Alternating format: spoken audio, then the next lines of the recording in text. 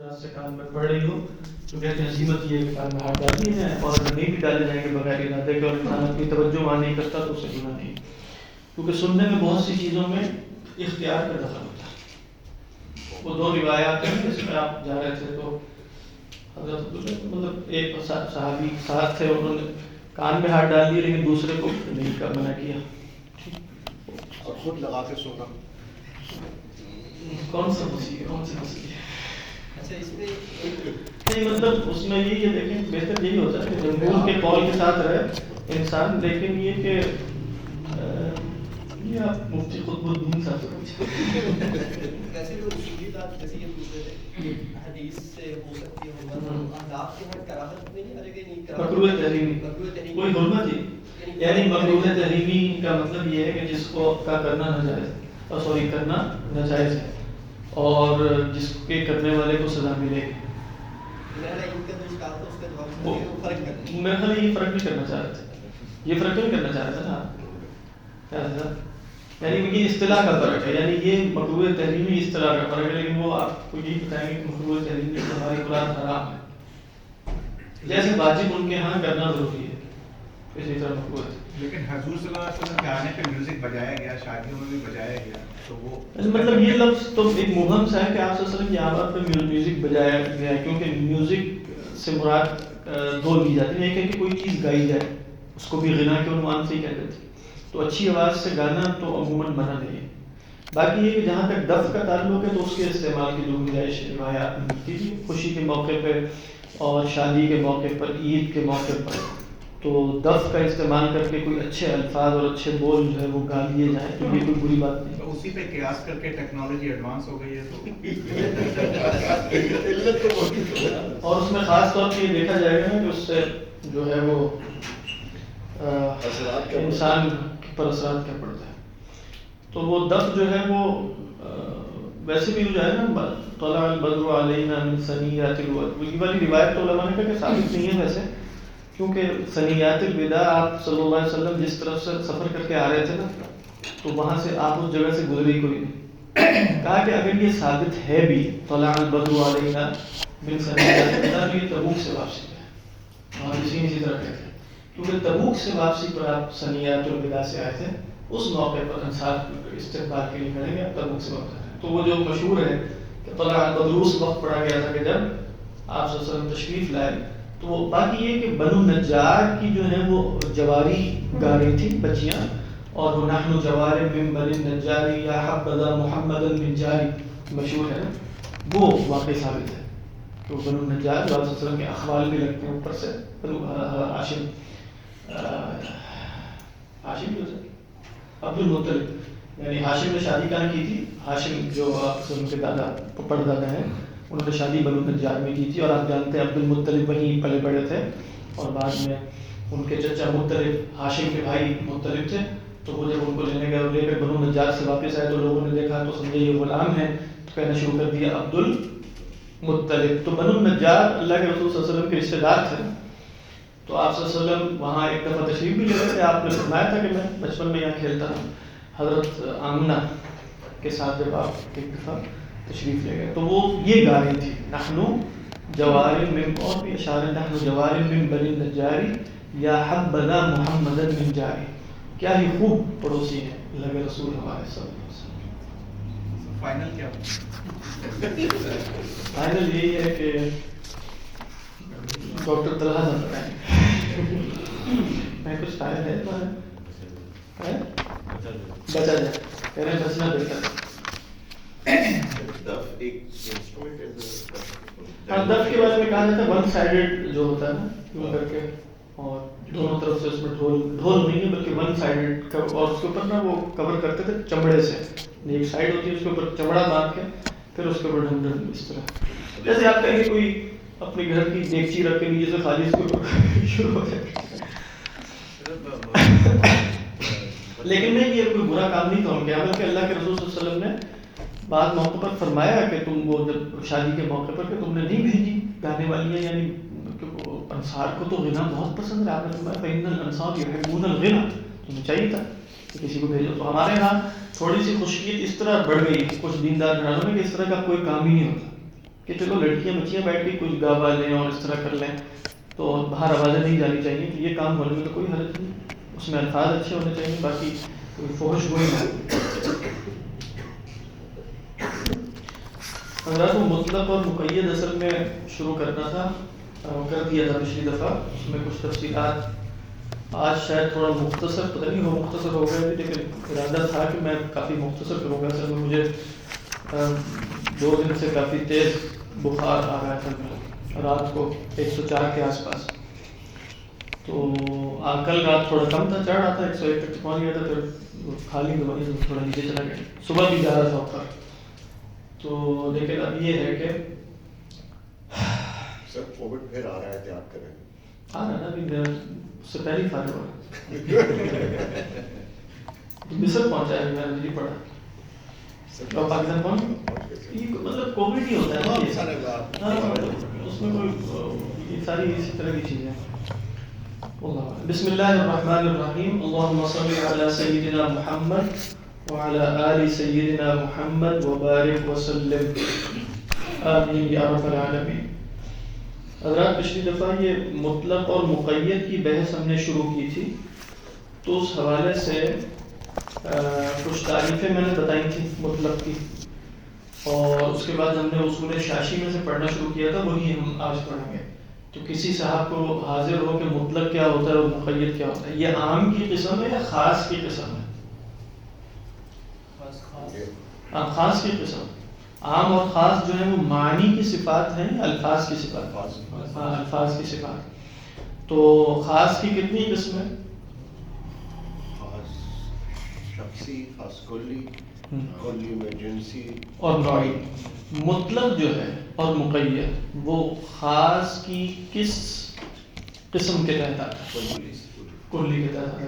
ٹھیک ہے، کیونکہ جو معین ہے وہ تو ہر صورت میں مقید ہے. یعنی مطلق کیا ہوتا ہے؟ خاص، کلی. اسی طرح مقید کیا ہوتا ہے؟ تو خاص کلی ہے یا خاص شخصی ہے مثلا؟ یعنی خاص کلی میں گیا. ہاں خاص کلی میں ہے، وہ بھی خاص کلی میں. بس ہوا یہ کہ اس کے اوپر قید لگ گئی. اور قید لگنے سے کیا ہوتا ہے؟ یعنی ہم نے پڑھا تھا کہ وہ لفظ جو ایسے معنی پر دلالت کرے جو اپنی جنس میں شائع ہو، اس میں کوئی قید ہو. جیسے میں نے کہا تھا رجل، تو رجل کیا ہے؟ یہ خاص ہے، کلی ہے اور کیا ہے؟ مطلق. اس میں کسی قسم کی کوئی قید نہیں، تمام رجال شامل ہو جائیں گے. جیسے جیسے آپ قید لگانا شروع کریں گے تو کیا ہوگا؟ انتشار جو تھا لفظ کے اندر، اس کے اندر تقید پیدا ہوتی چلی جائے گی. ایسے ہی ہوگا نا. جی. ایک سوال ہے ویسے ہی صرف غور کرنے کے لیے، کیا مطلق خارج میں موجود ہوتا ہے؟ یعنی جب آپ کہتے ہیں رجل، تو کیا اس کا وجود ممکن ہے اپنے اطلاق کے ساتھ؟ میں وجود کی بات کر رہا ہوں.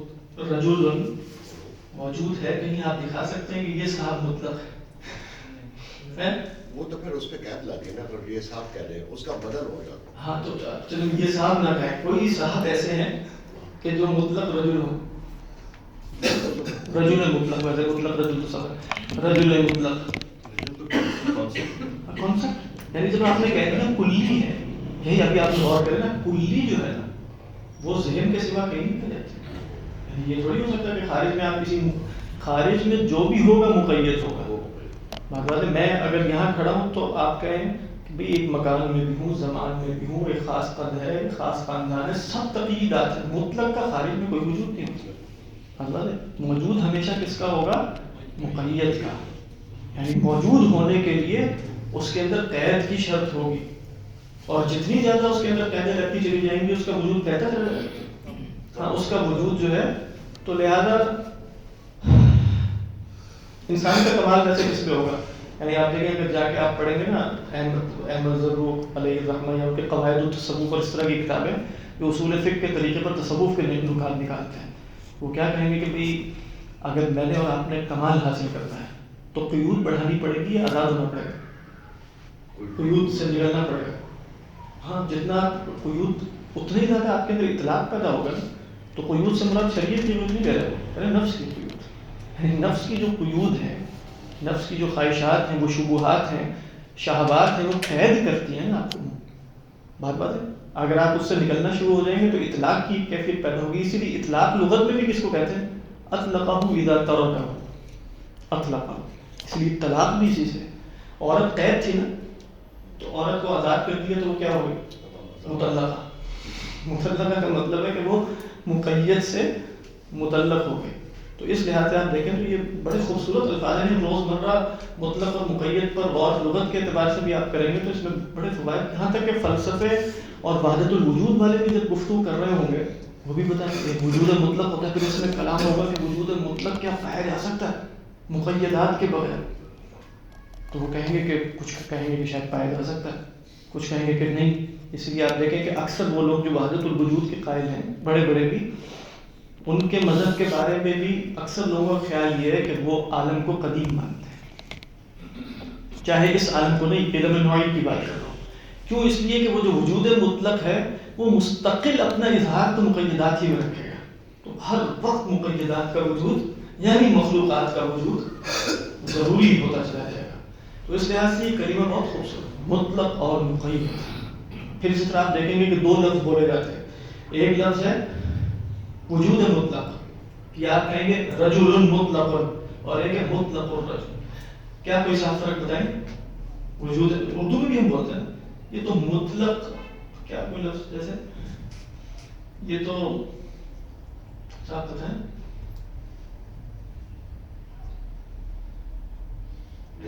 متعلقہ کی آپ نے مثال دی نہیں, جیسے آپ کہیں کہ میں نے ابھی بتایا رجل مطلق, یہ مطلق رجل کیا فرق آپ کو ذہن میں آ رہا ہے؟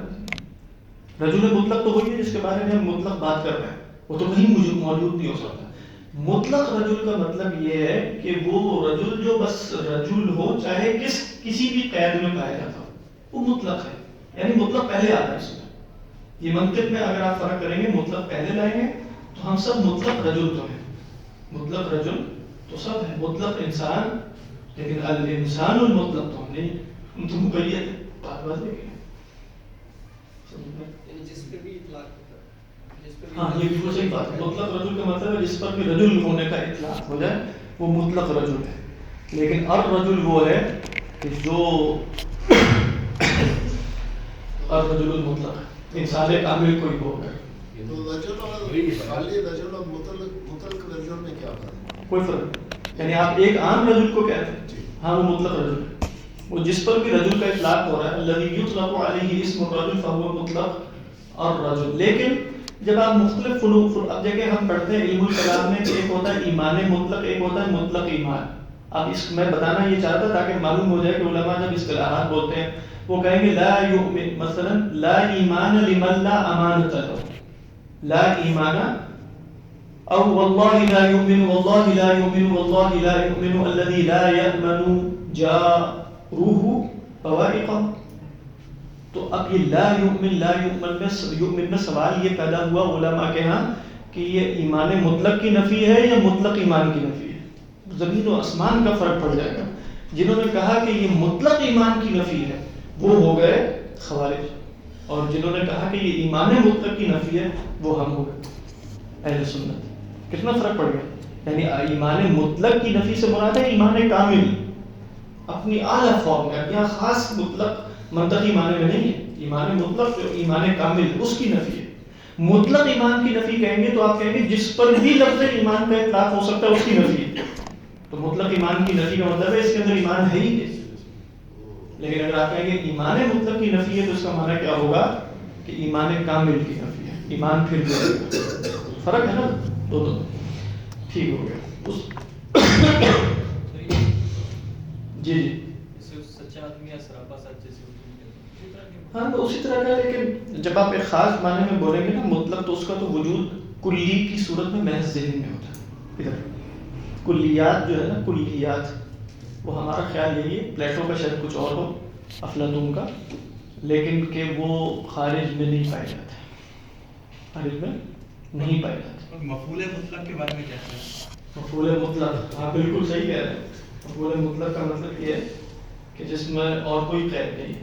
ضربتہ ضربا یہ بھی نہیں ہے, ضربتہ ضربا, ضربتہ مطلب بغیر کسی قید کے, یعنی اس میں ایک مفعول ہے جو ایک خاص اس میں ہے نا زمان و مکان میں، وہ کون ہے؟ ہو، ضربتہ، جس پر فعل واقع ہو رہا ہے. لیکن یہ ضربن جو ہے یہ ایک ایسا جو مصدر مطلق ہے، وہ خارج میں ہوتا ہی نہیں، زمان میں بھی نہیں، نہ زمان میں نہ مکان میں. وہ ضرب جو ہے مصدر کس کو کہتے ہیں لغت میں؟ کہ جو فعل پر دلالت کرے بغیر کسی زمانے کے. اسی لیے مفعول مطلق کون ہوتا ہے؟ مصدر. اس کو کیا کہا جاتا ہے؟ منصوب علی المصدریہ. تو یہ بھی دیکھیں لغت میں چیز کا فائدہ ہو رہا ہے مفعول مطلق. خیر، جب مطلق اور مقید خاص ہے تو کیا قیاس کے ذریعے اور خبر واحد کے ذریعے اس پر اضافہ یا اس پر قید ممکن ہے؟ احناف کے اصول کی بات ہو رہی ہے نہیں، وہ تو نسب ہو جائے گا. اچھا کیوں؟ خاص کی دلالت عام ضمنی ہے قطعی؟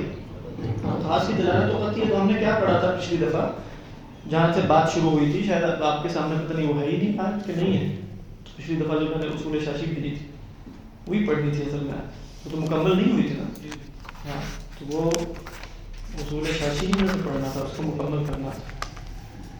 اس میں یہ تھا کہ اللہ کی کتاب میں جو مطلق ہے اگر اس کا اطلاق کے ساتھ عمل اس پر ممکن ہو تو خبر واحد کے ذریعے اس پر اضافہ نہیں کیا جائے گا. اس کی مثال انہوں نے دی کہ فَاغْسِلُوا وُجُوهَكُمْ، تو بھائی غسل کرنا ہے نا چہرے منہ کا، تو اس میں ہم اضافہ نہیں کریں گے خبر واحد کے ذریعے کہ نیت، ترتیب، موالات اور بسم اللہ پڑھنا یہ فرض ہے. نہیں، ہم ان کو اور درجہ دیں گے، کسی کو واجب کہیں گے، کسی کو سنت کہیں گے. پھر اسی طریقے پر ہم نے یہ بھی دیکھا کہ الزانیۃ والزانی فاجلدوا کل واحد منہما 100 جلدہ. تو اللہ تعالیٰ نے تو اس کی حد کیا بیان کی ہے؟ 100 جلدہ. تو قرآن حدیث میں کیا آیا کہ 1 سال کی جلاوطنی بھی ہے. تو کیا اگر ہم کہیں کہ 100 کوڑے لگانے کے ساتھ 1 سال کی جلاوطنی بھی فرض ہے تو یہ خاص پر اضافہ ہو گیا نا؟ تو اب ہم کیا کہیں گے کہ وہ فرض نہیں ہے بلکہ کیا ہے؟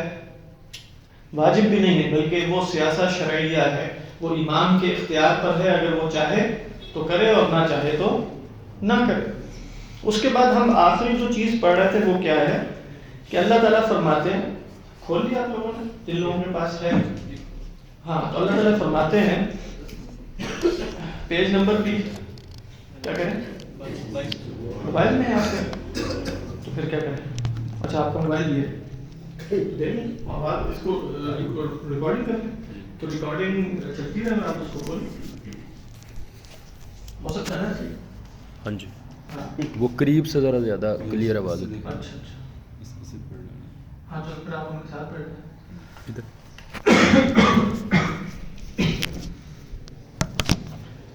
اللہ تعالیٰ فرما رہے ہیں وَكَذَلِكَ قَوْلُهُ تَعَالَى وَلْيَطَّوَّفُوا بِالْبَيْتِ الْعَتِيقِ. تو فرمایا مطلق فی مسمى الطواف بالبیت.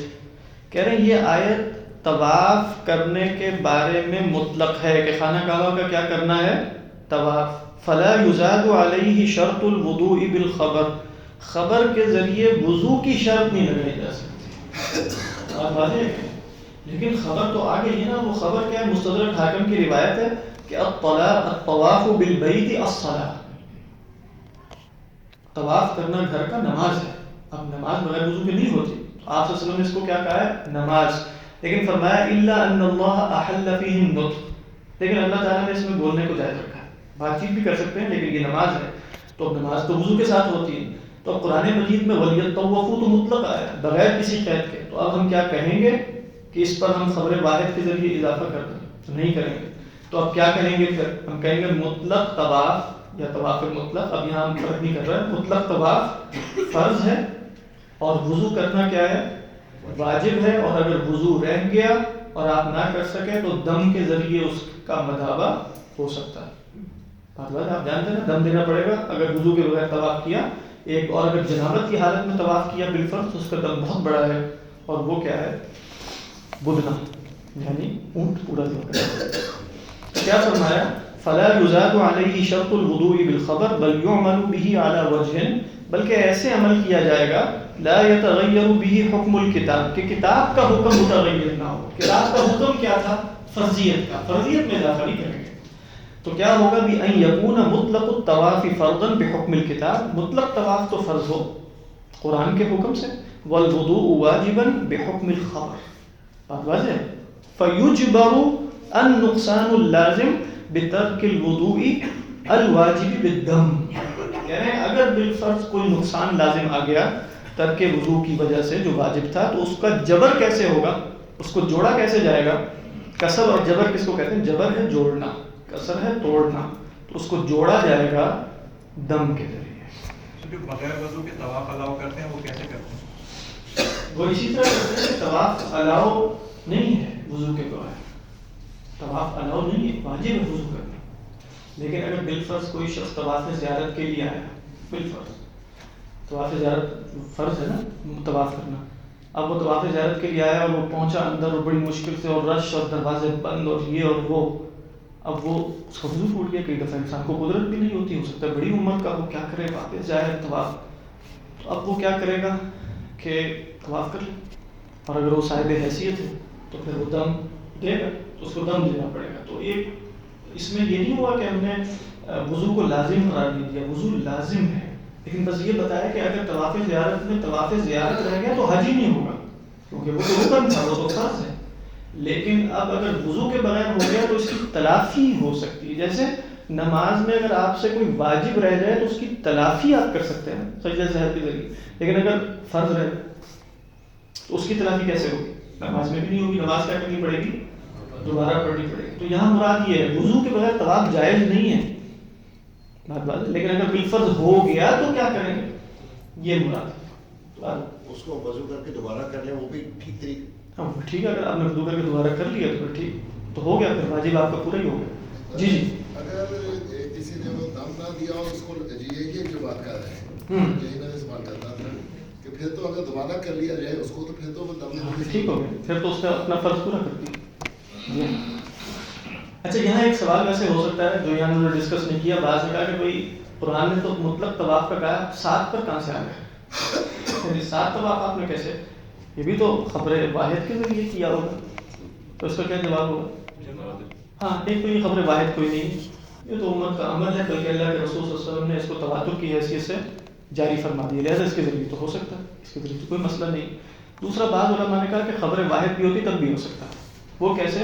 کہا کہ مطلق طواف اس معنی میں تو قطعی الدلالہ ہے کہ طواف کہتے کس کو، گھومنے کو کہتے ہیں، لیکن ایک اور اعتبار سے یعنی شاید کسی کیا تھا کہ کئی دفعہ ایک خاص لفظ ہے اس کی دلالت قطعی ہوتی ہے لیکن اجمال کسی اور حیثیت سے آ جاتا ہے، مجمل ہے اپنی مقدار کے اعتبار سے، اپنے مفہوم کے اعتبار سے طواف قطعی ہے، طواف کا معنی گھومنا ہے، لیکن اپنی مقدار کے اعتبار سے مجمل ہے، مجمل کا بیان خبر واحد سے کیا سکتا ہے، بات واضح ہے۔ تو اللہ تعالیٰ نے فرمایا طواف کرنا بیت العتیق کا، بس طواف کرنا ٹھیک ہے، لیکن 1 دفعہ کرنا ہے، 2 دفعہ کرنا ہے، 3 دفعہ، یہ مجمل ہے، اس کا بیان خبر واحد کے ذریعے ہو گیا، اگرچہ یہ خبر واحد کے ذریعے نہیں ہوا بلکہ یہ اللہ کے رسول صلی اللہ علیہ وسلم کو یہ کرتے ہوئے ہزاروں صحابہ نے دیکھا اور انہوں نے یہ طریقہ آگے نشر کیا۔ ہم اس کو فرض کہتے ہیں، یعنی طواف اس کے بغیر نہیں ہوتا، یعنی اگر وضو نہیں ہے تو طواف نہیں ہوگا۔ ہم اب آپ دیکھیں کہ احناف کے ہاں گویا ہر دلیل کو اس کا ایک مرتبہ دیا جا رہا ہے، یعنی ایک خبر ہے اور ایک حکم ہے قرآن کا، دونوں کو جمع کیا اور فرق مراتب کو بھی مجموع خاطر رکھا۔ آگے دیکھیں وَكَذَلِكَ قَوْلُهُ تَعَالَى وَارْكَعُوا مَعَ الرَّاكِعِينَ مُطْلَقٌ فِي مُسَمَّى الرُّكُوعِ، رکوع کس کو کہتے ہیں؟ رکوع کہتے ہیں مجرد انحناء کو، لغت میں کہا جاتا ہے رکعت النخلۃ، تو اس کا مطلب کیا ہے؟ ہوا چلے اور تھوڑا سا بھی نخلہ جو ہے کھجور ہلکی سی ہو جائے تو اس کو کیا کہا جاتا ہے؟ رکوع۔ تو جو مطلق انحناء ہے نا، انحناء کہتے ہیں جھکنا، بس یہ مطلق انحناء رکوع ہے۔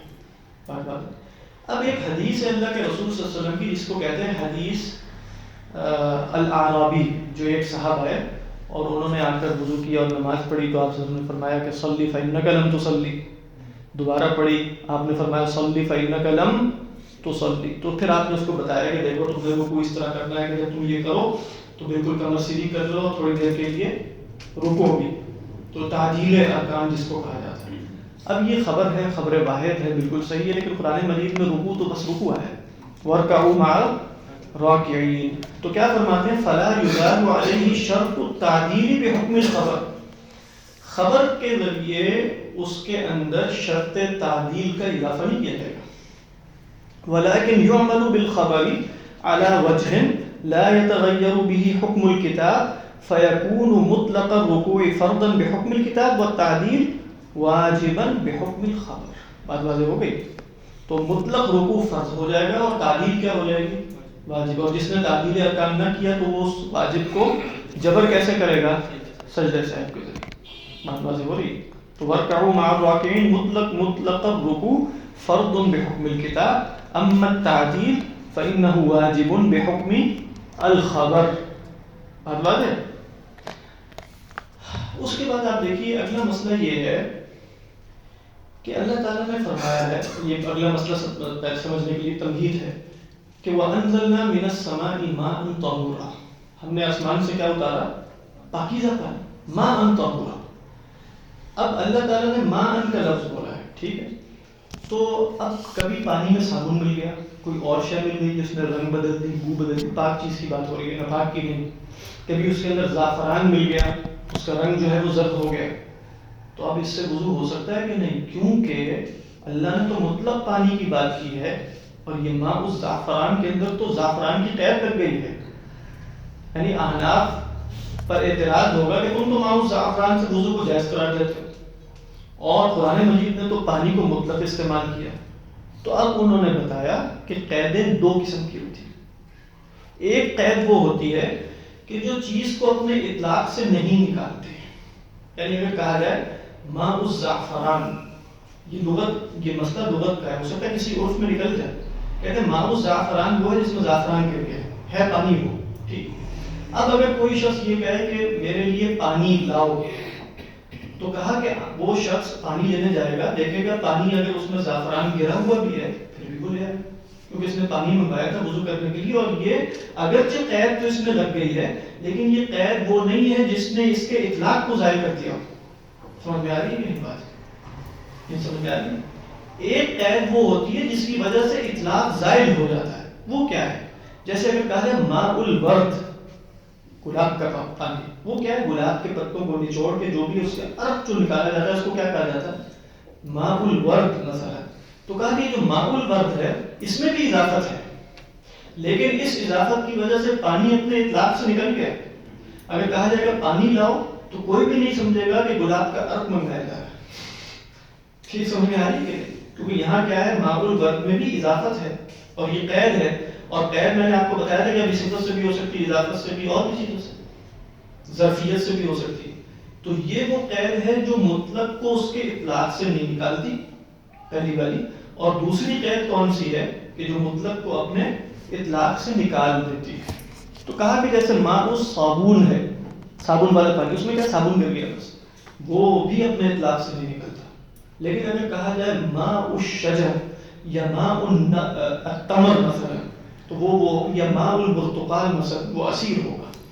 اب وہ عصیر کو کوئی پانی سمجھ کے نہیں جائے گا. اگر وہ پانی لاؤ تو کہا گیا کہ پانی تو ہے ہی، لیکن وہ پانی اپنے اطلاق میں نہیں رہا، بلکہ اب وہ عصیر ہے کیونکہ وہ ماء البرتقال ہے. اس میں ایک چیز جو میں پڑھائی گئی تھی کہ پانی رنگ، بو اور ذائقہ اس کا بدل گیا. تو اب یہ جو زعفران ہے یا پانی ہے، اس کا رنگ تو بدل، کچھ فرق نہیں پڑتا، ذائقہ بھی بدل گیا. اگر وہ ناپاک چیز نہیں ہے تو احناف کے ہاں تینوں اوصاف بھی بدل جائے تو پھر کوئی بھی کچھ نہیں ہوتا. پھر وہ گلاب کا عرق بھی اس میں بھی. یہی تو مسئلہ ہے، یہ بتاتے ہیں لغت کا مسئلہ ہے. یعنی ماء الورد اصلاً کیا ہے؟ وہ پانی نہیں، یعنی ہے تو پانی. میں اس کی کوئی سائنٹیفک وہ نہیں کر رہا، لیبارٹری میں آپ جا کے دیکھیں. مراد یہ کہ یہ چیزیں عرف سے طے ہوتی ہیں. عرف میں عرق گلاب کو ہم بھی عرق گلاب کو پانی نہیں کہتے. لیمن واٹر جو ہے، بارلے واٹر ہے، اب اس میں بھی تو ایک پاک چیز ہے نا، تھوڑی سی اضافت ہے. پاک اور ناپاکی کی بات ہی نہیں ہو رہی یہاں. پاکی اور ناپاکی اصل میں دیکھیں، ہم نجس چیز کی بات نہیں کر رہے ہیں کہ کوئی نجس چیز، ہم تو زعفران اور اس طرح کی چیزوں کی بات کر رہے ہیں. پانی چیز پاک رہی ہے. پاک چیزوں سے بھی کئی دفعہ رنگ بو بدل جاتا ہے کہ نہیں بدل جاتا؟ بدل جاتا ہے. تو یہاں پاک کی بات ہو رہی ہے. پاک چیز سے اگر رنگ بو بدل جائے، ذائقہ بھی بدل جائے، لیکن عرف میں اس پر مطلق پانی کا استعمال ہوتا ہو تو وہ پانی رہے گا. اس سے جو چیز پانی سے جائز ہے، یعنی طہارت حاصل کرنا، وہ جائز رہے گا. یعنی پانی میں اگر پھول کی پتیاں کچھ گر جائیں گی تو وہ بچ جائے گا. اگر وہ پھولوں سے نکالا جائے گا ہوگا، ہاں تو وہ پتیاں گرنے کا کام وہ بالکل وہی ہے جو اس کا زعفران والا. بالکل سیم بات. یعنی وہاں گلاب کا مطلب طریقت کا مطلب یہ نہیں ہے کہ اس کے اندر گلاب گر گیا، مراد ہے گلاب کا ایکسٹریکٹ ہے، ایکسٹریکٹ ہے، جی ہاں، جوس جوس جس کو کہتے ہیں. تو اب یہ ذرا پڑھیں گے تو بات واضح ہو جائے گی انشاءاللہ. پانی میں کچھ قطرے اگر آپ کے گلاب کے ڈالیں کچھ فرق نہیں پڑتا اس سے، کچھ بھی نہیں پڑے گا. ہاں وہ ایسے ہی کہ جیسے کوئی پاک چیز مل گئی، چاہے بو بدل گئی، کچھ بھی ہو گیا، وہ مطلب پانی ہے، لیمن کے کچھ قطرے میں جو سے کچھ بھی نہیں ہو. اس کا نہیں مل گئی. وعلى هذا قلنا، نہیں وہ اتنا نہ بنا لیا جائے کہ اس پر مطلق پانی کا وہ نہ ہو. آپ کہیں گے وہ پانی کے ڈیک میں ہم نے روح افزل ڈال کے اور وہ کیسے یہ صرف عرف کی یہ اور اصلاً یہ چیزیں عرف سے طے ہوتی ہیں. یعنی اگر بالفرض ہمارے یہاں کوئی مطلب گلاب کتنا زیادہ عام ہو جائے پانی اور لوگ اس کو جیسے عام پانی کی طرح استعمال کریں تو ہو سکتا ہے یہ کوئی فقیر بتائے گا، ہو سکتا ہے حکم بدل جائے. فرماتے ہیں وعلیٰ هذا قلنا، کہہ رہے اسی بنیاد پہ ہم نے کہا، کیا کہا، یجوز التوضؤ بماء الزعفران، زعفران کے پانی سے وضو جائز ہے. وَبِكُلِّ مَاءٍ خَالَطَهُ شَيْءٌ طَاهِرٌ، اور ہر اس پانی سے بھی جائز ہے جس میں کوئی پاک شے مل جائے، وہ جو ہم بات کر رہے ہیں پاک شے ملنی چاہیے. فَغَيَّرَ أَحَدَ أَوْصَافِهِ، اور اس کے کوئی ایک وصف بدل دے. اچھا یہاں حواشی میں کہتے ہیں احناف ایک وصف کی بات نہیں کرتے، وہ کہتے ہیں وَلَوْ غَيَّرَ أَوْصَافَهُ كُلَّهَا، چاہے سارے اوصاف ہی بدل دے. اوصاف کیا ہے؟ ذائقہ ہے اس کا رنگ ہے اور اس کی بو ہے، یہ تین اوصاف ہیں. کہہ رہے ہیں بدل بھی دے تو پھر بھی جائز ہے، پھر بھی جائز ہے. لِأَنَّ شَرْطَ الْمَصِيرِ إِلَى التَّيَمُّمِ، کیونکہ تیمم کی طرف جانے کی شرط کیا ہے؟ کیا ہے شرط؟ عدم مطلق الماء، مطلق پانی کا نہ ہونا. وَهَذَا قَدْ بَقِيَ مَاءً مُطْلَقًا، اور یہ جو ہم بات کر رہے ہیں مائع زعفران یہ مطلق پانی ہے. کیوں؟ فَإِنَّ قَيْدَ الْإِضَافَةِ مَا أَزَالَ عَنْهُ اسْمَ الْمَاءِ، کیونکہ اضافت کی قید نے اس سے پانی کے نام کو زائل نہیں کیا. اب آپ کہیں گے تو ماء الورد نے نہیں کیا، یہاں مراد کیا ہے؟ اطلاق میں نہیں کیا. جب میں بولوں گا پانی لاؤ تو یہ بھی لا سکتا ہے، لیکن جب میں بولوں گا پانی لاؤ تو آپ کے گلاب نہیں. سمجھ میں آ رہی ہے؟ یہ حواشی میں آپ پڑھ سکتے ہیں. نمبر 2 حاشیے میں نیچے اگر کوئی پڑھنا چاہے تو وہ نیچے لکھا ہوا ہے کہ اعلم ان التقیید بالاضافۃ وغیرہ وغیرہ، جو میں نے آپ کو مختصراً بتا دیا ہے اس کا خلاصہ لکھا ہے کہ کچھ اضافتیں ایسی ہوتی ہیں جو چیز کو اپنے اطلاق سے نکال دیتی ہیں، اور کچھ اضافتیں ایسی ہوتی ہیں جو کہ وہ آگے بتائیں گے بھی شاید جو نہیں نکالتی. بات آگے جائے گا. بل قررہ، بلکہ اس نے اس کے پانی ہونے کو مزید مؤکد کر دیا، اس لیے اس کو کہتے ہیں اضافت و تقریر نہ کہ اضافت و تغییر. یعنی ایک ہوتی ہے اضافت تغییری، یہ لغت کی اصطلاح نہیں ہے، فقہ ہے. اضافت تغییری کا مطلب کیا ہے؟ وہ اضافت جو اس شے کو بدل دے، جیسے معقول بات. اور اضافت تقریری کیا ہے؟ جو اس کے وہ ہونے کو مزید مؤکد کرتے. تو فرماتے ہیں یہ جو اضافت تھی نا ادھر ماء الزعفران کی، یہ اضافت تغییر نہیں کر رہی بل قررہ. سمجھ میں آ رہی بات؟ فَيَدْخُلُ تحت حکم مطلق الماء، تو یہ مطلق ماء کے حکم میں داخل ہو جائے گا. وَكَانَ شَرْطُ بَقَائِهِ عَلَى صِفَةِ الْمُنَزَّلِ مِنَ السَّمَاءِ قَيْدًا لِهَذَا الْمُطْلَقِ. بات واضح ہے؟ تو کہہ رہے ہیں اس کا جو ہے وہ اسی شرط پر باقی رہنا جو جس صفت میں وہ پانی جو آسمان سے نازل ہوا تھا وہ مطلق کی تقلید ہے. بات واضح. اچھا اس میں ایک اور مسئلہ ہے کہ وہ کہیں گے، اچھا شاید بیان بھی کریں گے آگے. فرماتے ہیں وَبِهِ يُخَرَّجُ حُكْمُ مَاءِ الزَّعْفَرَانِ وَالصَّابُونِ وَالْأَشْنَانِ وَأَمْثَالِهِ. کہہ رہے اسی سے آپ کو زعفران اور صابون اور اشنان، ایک جڑی بوٹی تھی جو پاکیزگی کے لیے استعمال ہوتی تھی، اس کے پانی کا حکم بھی معلوم ہو جائے گا. کیسے معلوم ہو جائے گا؟ کہ یہ سب چیزیں جو ہیں وہ پانی کو اس کی اطلاق سے نہیں نکالتے. وَأَمْثَالِهِ وَخَرَجَ عَنْ هَذِهِ الْقَضِيَّةِ الْمَاءُ النَّجِسُ. کہہ رہے ہیں کہ اس قضیے سے ماء النجس خارج ہو گیا. وہ کیسے؟ یعنی اللہ تعالیٰ فرماتے ہیں پانی مطلقاً، تو مطلق پانی تو پانی نجس کو بھی کہتے ہیں، تو وہ کیسے تم نے خارج کر دیا؟ تو اللہ فرماتے ہیں بِقَوْلِهِ تَعَالَى وَلَكِنْ يُرِيدُ لِيُطَهِّرَكُمْ، کیونکہ اللہ تعالیٰ نے فرمایا تھا کہ بھائی پانی اس لیے تاکہ تمہیں پاک کرے. اور أَنزَلْنَا مِنَ السَّمَاءِ مَاءً میں بھی کیا تھا؟ طَهُورًا. وَالنَّجِسُ لَا يُفِيدُ الطَّهَارَةَ، اور نجس سے جو ہے وہ طہارت تو حاصل نہیں ہوتی. لہٰذا مائع مطلق میں سے مائع نجس کیوں نکل گیا؟ وہ خود اس لیے نکل گیا کہ اللہ تعالیٰ نے فرما دیا وَلَكِنْ يُرِيدُ لِيُطَهِّرَكُمْ وَالنَّجِسُ لَا يُفِيدُ التطہیر. بات ہے نا، سمپل سی بات ہے. اسی طرح فرماتے ہیں وَبِهَذِهِ الْإِشَارَةِ. ابھی ہم انشاءاللہ مستقبل میں پڑھیں گے کہ ایک ہوتا ہے اشارت النص اور ایک ہے عبارت النص.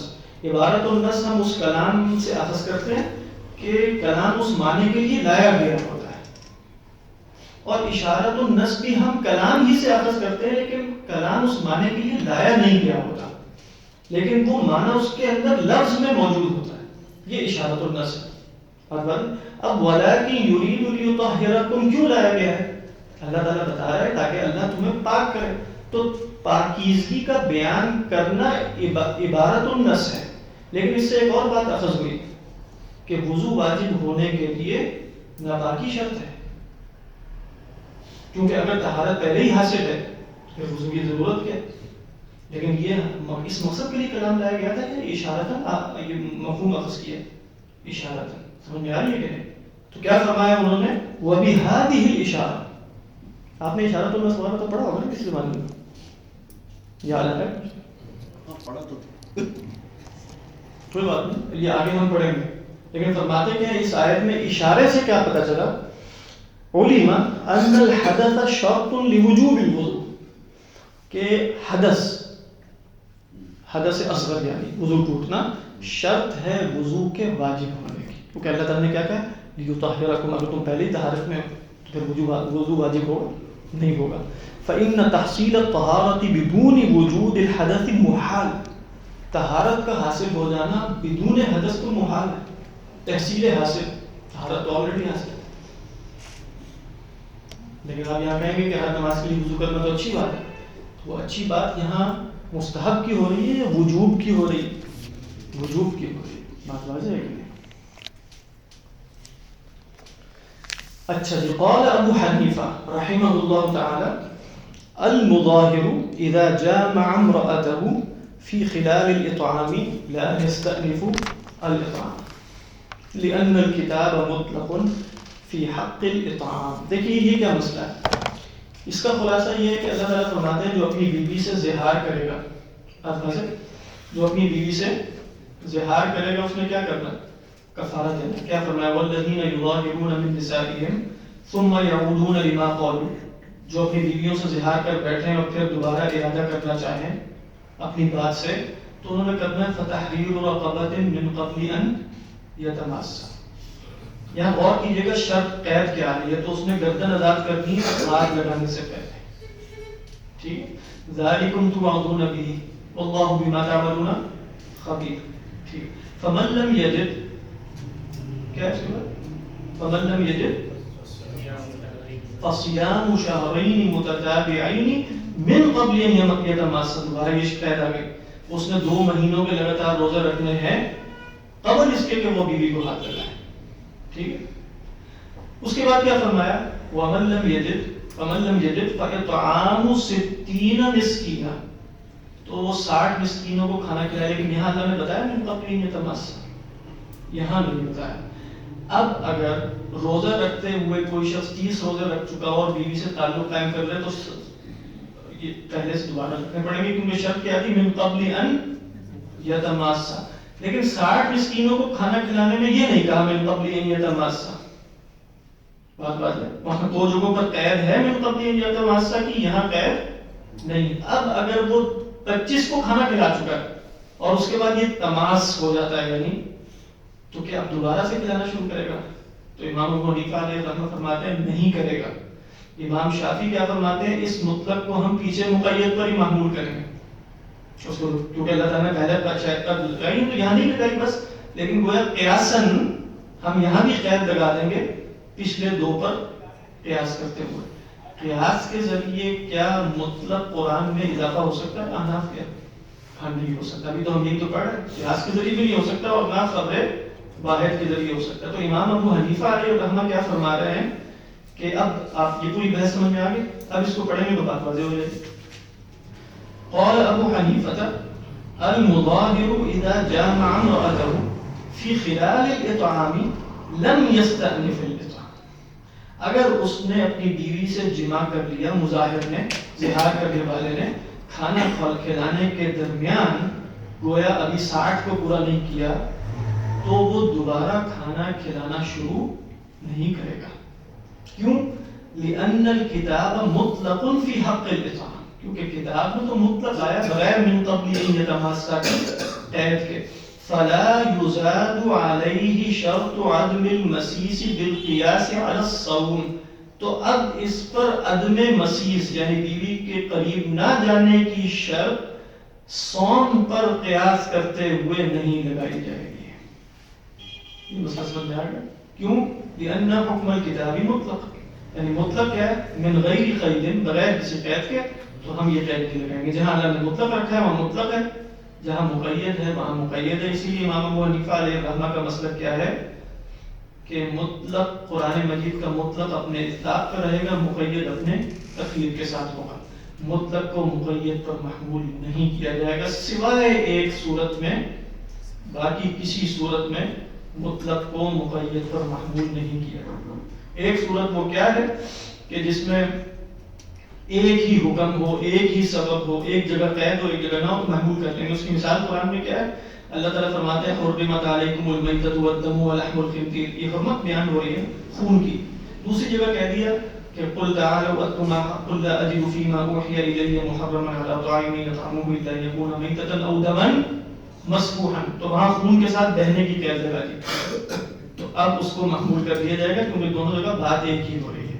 باقی اس کے سوا کسی صورت میں مطلق کو مقید پر محمول نہیں کیا جاتا. امام شافعی کے ہاں 2 جگہوں پر ایسا ہو جاتا ہے اور احناف کے ہاں نہیں ہوتا. یہ ایک تفصیلی بحث ہے جو کافی ٹائم ٹیکنگ ہے ویسے یہ بحث، لیکن خلاصہ ہے جو میں نے آپ کو بتایا. لیکن یہ مسئلہ سمجھ میں آ گیا؟ ٹھیک ہو گیا. وَكَذَلِكَ قُلْنَا بَلِ الْمُطْلَقُ يَجْرِي عَلَى إِطْلَاقِهِ، مطلق اپنے اطلاق کے ساتھ جاری رہے گا، مقید اپنی تقیید کے ساتھ. جہاں تقیید ہے وہاں من قبل ان یتماسا کی تقیید پر عمل کریں گے، اور جہاں اطلاق ہے وہ اس کو اطلاق پر رکھیں گے. اسی طرح فرمایا کہ وَكَذَلِكَ قُلْنَا، اسی بنیاد پہ ہم نے یہ بھی کہا کہ الرقبۃ فی کفارۃ الظہار والیمین مطلقہ. لیکن ابھی ہم نے ظہار کے کفارے کی آیت پڑھی تھی، اس میں گردن آزاد کرنے کا ذکر ہے، وہ مومنہ کی شرط لگائی. اللہ تعالیٰ نے فرمایا والذین یظاہرون من نسائہم ثم يعودون لما قالوا فتحرير رقبہ، بس کوئی قید لگائی؟ مومنہ ہونی چاہیے، نہیں لگائی. اسی طرح اللہ تعالیٰ نے قسم کے کفارے میں کیا کہا؟ فکفارته اطعام 10 مساکین من اوسط ما تطعمون اہلیکم او کسوتهم او تحریر رقبہ. وہاں بھی کوئی قید لگائی؟ کوئی قید نہیں لگائی. لیکن جہاں قتل کا کفارہ آیا نا، قتل خطا کا، وہاں فرمایا ومن قتل مؤمنا خطأ فتحریر رقبۃ مؤمنہ. تو وہاں تحریر رقبۃ مؤمنہ آیا. یہاں 2 جگہوں پر کیا آیا؟ بغیر قید کے. امام شافعی علیہ الرحمہ نے فرمایا کہ ہم جہاں بغیر قید کے آیا اس کو قیاس کس پر کریں گے؟ مطلق کو کس پر محمول کریں گے؟ مقید پر. امام ابو حنیفہ علیہ الرحمہ احناف کے ہاں کیا ہے؟ اصولیین کے ہاں مطلق اپنے اطلاق پہ رہے گا. وہاں زہار میں اور کفارہ یمین میں مومنہ ہونے کی شرط نہیں ہے گردن کی، اور جہاں اللہ نے مومنہ ہونے کی شرط لگائی معاشرت، تو ہم مطلق کو مقید پر محمول نہیں کریں گے. سمجھ آئی یہ بات؟ تو کیا فرمایا؟ وَكَذَلِكَ قُلْنَا الرَّقَبَةُ فِي كَفَّارَةِ الظِّهَارِ وَالْيَمِينِ مُطْلَقَةٌ فَلَا يُزَادُ عَلَيْهَا شَرْطُ الْإِيمَانِ بِالْقِيَاسِ عَلَى كَفَّارَةِ الْقَتْلِ. تو قتل کے کفارے پر قیاس کرتے ہوئے اس میں ایمان کی قید کا اضافہ نہیں ہوگا.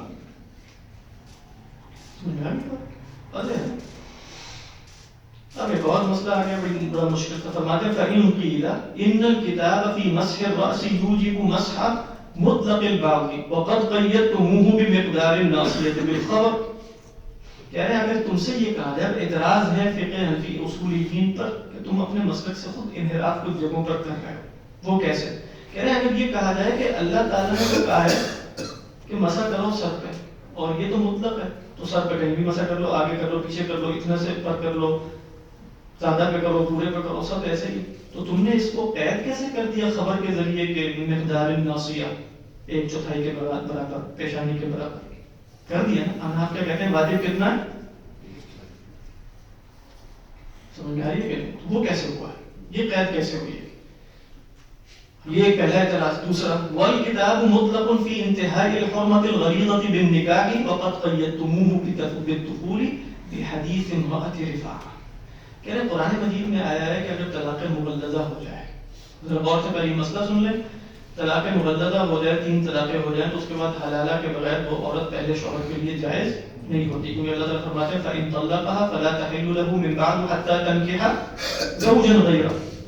اچھا وہ کہہ رہے ہیں وہاں تو لفظ آ رہا ہے صرف تنکیحہ زوجن غیرہ کا, نکاح کی بات ہو رہی ہے, لیکن تم نے تو شرط لگا دی حدیث امرأۃ رفاعہ کی بنیاد پہ کہ جو نیا شوہر ہے جو اس سے دخول بھی ہونا چاہیے, اس جسمانی تعلق بھی شرط پہ لگایا تم نے. قرآن میں تو صرف کیا ہے حتیٰ تنکیحہ, قرآن میں تو صرف نکاح کی بات ہو رہی ہے, یہ تم نے قید کیسے لگا دی حدیث رفاعہ کی بنیاد پہ. امرأۃ رفاعہ, وہ حضرت امرأۃ رفاعہ وہ حضرت رفاعہ کی بیگم تھی, انہوں نے 3 طلاقیں دے دی, پھر یہ عبدالرحمن کیا نیچے لکھا عبدالرحمن ابن الزبیر کی بیگم بنی, اور پھر انہوں نے کہا ان سے میں نے طلاق لینی ہے, اور آگے بہت ہی بڑی جرت والی خاتون تھی, کچھ ایسی باتیں انہوں نے مجلس میں اللہ کے رسول صلی اللہ علیہ وسلم کے سامنے بیان کی جو عموماً بیان نہیں کی جا سکتی. اللہ کے رسول نے انہیں منع نہیں کیا. آپ صلی اللہ علیہ وسلم نے فرمایا نہیں ایسا نہیں ہو سکے گا جب تک وہ جسمانی تعلق قائم نہیں ہوتا. بات واضح کہتے ہیں وہ حلالہ جو ہو اس پہ تو تم نے دخول کی شرط لگا دی. قرآن میں تو کیا ہے حتیٰ تنکیحہ زوجن غیرہ, یہ کس بنیاد پہ تم کر بات واضح. اس کا جواب کیا ہے, اس کے جواب کے لیے ٹائم نہیں, وہ اگلی دفعہ کا ٹریلر جو ہے یہ سوال اپنے ذہن میں رکھیے گا, اس کا جواب تھوڑا سا رفیق ہے, اس کے اندر ایک بات ہے, لیکن وہ آپ لوگ سوال ذہن میں ضرور رکھیے گا کہ یہ مسئلہ کیا ہے جس پر بات ختم ہوگی. آپ جواب دے دیں, ثاقب بھائی کو ریکویسٹ کریں. جی کب پہنچے؟ اچھا